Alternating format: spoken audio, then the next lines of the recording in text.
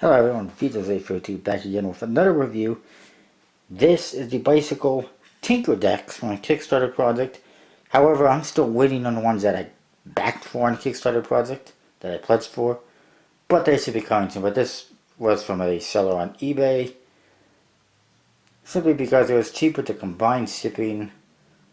Well, apparently they only combined shipping for 6 decks.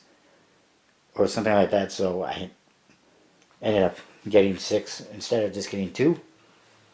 Not a big deal. I wanted to get them anyways. And I think I only pledged for 2. So this way I got duplicates, and if not, then I'll sell any extras. Anyways, it was from a first time creator. I forget the name of the company. It might be on the box. They don't say anything on the front. They say bicycle trusted since 1885. You get a metallic spade pip and some cogs and gears. And by the way, I apologize if my camera doesn't auto shift. I know some people get irritated with that. Also, you can see there's little, I gotta have to focus myself, little screws or bolts on there, and this almost looks like a bolt itself. It's pretty interesting. On the side, steampunk playing cards, and then there's a Roman numeral for 2013, and there's a logo of some sort, and it says T. Esselman. I guess that's the designer. The other side, it says Project Kopes. That's the guy that put the project on Kickstarter. There's the Kopes guy. And there is, again, a logo. Looks like an eye or something. And there is a little figure down here on the bottom as well. That's on one of the cord cards and on the other side as well. We'll see that in a minute. The top, it's just gears, basically. Cogs. The bottom, just your standard trademark stuff. And the back shows you the back design, which is a bunch of gears and cogs again. It's pretty interesting. And again, you get the same type of spade tip on the seal. That's what it is. This one, everything is the same, more or less. Still says steampunk playing cards. Whoops. It's harder to read though. On the sides, everything is the same except it has different figures on the sides, but they're really hard to see, don't you think? And the back design is a different color and the seal is a different color, but everything is the same. I just noticed here on the top there's also a couple little screws. Anyways, this one here is the standard one. There is trademark stuff on the flap, and the cogs continue onto there, and nothing on those little flaps. So first inside you get a card that has some cogs on it. It's got some pips in the background, and it tells you what the jokers are and what the cord cards are, or who they are. You also get a card that is basically a blank card, as you can see. It's just got a cog on it. Whereas if you look at the number cards, they have the cog on it, and then they have a couple other cogs, and of course the pips. So it's basically a blank one. Although, coloring wise, it might be slightly different. I don't know. And, hang on. I just have to kind of organize things. I forgot to do it. So, first we got this Joker. It's the Light Joker, and it is Thomas Edison, of course, famous for electricity. That's pretty interesting. And then the other Joker is Nikola Tesla, and it's the Dark Joker, and it's a little bit harder to see the character, especially from a distance. I mean, you can't, all you see is not a whole lot from way back there. I know my focus probably isn't that good, but it's for me, I find it difficult to see from a distance. Then you got your Ace of Spades. Doesn't say anything in particular, but it's beautifully done. It looks three-dimensional when you look at it, where the pip actually looks like it's coming off the card. It's metallic. You got cogs and gears, and you got the logo on the bottom, and it says 2013 in Roman numerals again. And custom indexes. More on that in a bit. All the aces are basically the same. with cogs and gears on them. That's pretty cool looking. And a diamond. And I like how they use the gears to kind of carry on the form of the pip. It's pretty unique. Then we get to the court cards. King of Spades, Isambard K. Brunel. I'm not really familiar with who that is. I'll throw that down.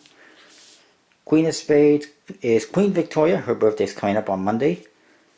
The 18th, I believe it is.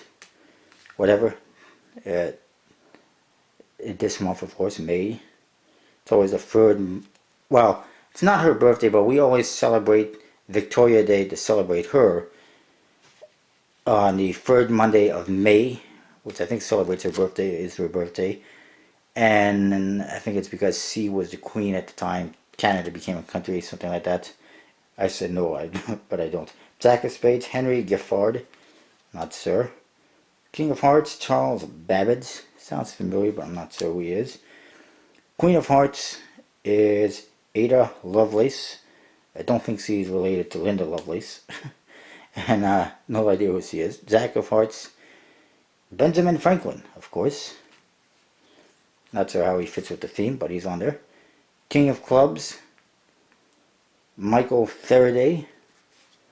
Don't know him. Queen of Clubs, Mary Curie. Obviously she's pretty well known for scientific stuff. I think it was related to X-rays or something. I'm not sure. Jack of Clubs, I could be wrong. Jack of Clubs, Charles Darwin, again also pretty well known. As you can see, clubs and spades have a dark color, hearts and diamonds have a lighter color. I kind of prefer the hearts and diamonds, the other ones just look really dark. And here we got Jules Verne, of course. The Queen of Diamonds is Jane Austen. And Jack of Diamonds, Rube Goldberg. Not really familiar with who he is. So that's pretty much it for the court cards. Number cards, custom pips all the way, just like we saw already. There's the diamonds. Whoops, that's another diamond. There's the clubs. The same as the aces, and then the hearts, and then the spades. And they all got that cog in the background. Of course, it is a bicycle USB-C deck with bicycle stock, air cushion finish. And you get a pretty good handling deck. I like it. There is some chipping occurring on the edges. It would have been almost better if they had white borders, but then I don't know if it would have looked as good. But the handle's pretty nice. I like the different colors they got in there. It looks pretty nice when you fan it out and everything. And you get the same thing with the faces too. And the nice thing is that the borders basically match, so you're not going to notice it. It's not like a borderless deck or anything like that. And in the back design, I don't think I really showed it to you. It's just a bunch of cogs. It looks pretty cool. Steampunk-ish for sure. And that's that. We'll look at the other deck fairly quickly, hopefully. It's basically the same thing, with some slight color variations. You can see the box has more of a greenish color. This is called the Rusty Tinker deck, because it's got rust. Let's see how that one looks. Again, you get the same card that tells you who everyone is. Darker colors on the cogs and everything else. The back design, same thing. Pretty cool looking. Again, darker colors, and it's got green borders this time. You do get the same blank card. A nice rusty cog on it. And then everything else is basically the same. One thing you will notice, there's your clubs and your spades, but the clubs are the same thing. The Joker, that's not very good. It's really dark, really hard to see anything. It definitely looks like it's rusted out. Hearts and Diamonds are in almost an orangey color, a rusty color. That actually looks pretty nice, as you can see. But, and then here's the quote cards. They look alright. For these ones, clear, you can see the art, you can see the lines. But then you get to one of these, and it's kind of like, yikes.